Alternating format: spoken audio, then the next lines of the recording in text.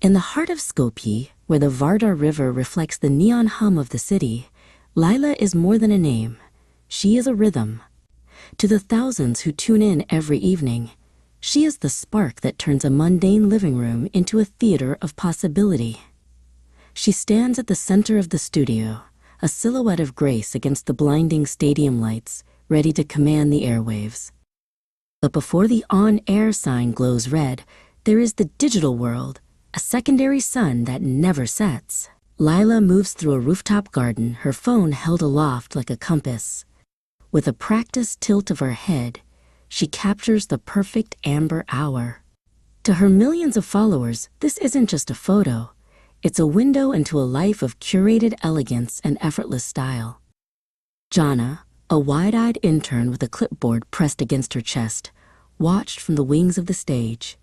To Jana, the world of television was a terrifying machine of gears and ego, but Lila was the oil that made it run smooth. Jana stepped forward, her hands trembling as she offered a glass of water, feeling the magnetic pull of a woman who had spent decades under the lens. "The secret, Jana," Lila whispered just before the countdown reached 0, "is not to look into the camera. It's to look through it." Then the music swelled, a triumphant brass fanfare. Lila stepped into the light, her voice dropping into that familiar, honeyed cadence that the entire nation recognized. The game show had begun, and the atmosphere shifted from quiet nerves to electric anticipation. Halfway through the broadcast, the unexpected happened. A contestant froze, paralyzed by the spinning lights and the weight of the prize. The studio went silent, a heavy, awkward void that threatened to break the magic. In the control booth, Jana watched the monitors in a panic, seeing the ratings flicker like a dying candle. Lila didn't wait for the producers to intervene. She walked across the stage, stepping out of her marks, and sat on the edge of the contestant's podium. She placed a steady hand on the man's shaking arm, shielding him from the harshest lights with her own shadow. She spoke to him not as a star, but as a neighbor, her voice low and grounding.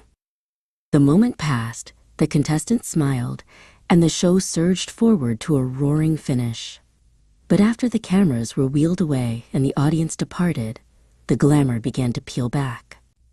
Lila sat in the quiet of her dressing room, the heavy makeup being wiped away to reveal the tired, honest lines of a woman who carried the expectations of a country on her shoulders. "Do you ever get tired of being Lila?" Jana asked, leaning against the doorframe as she helped pack the final wardrobe trunks. Lila looked at her through the mirror and gestured for her to sit. "I am always me," Lila replied.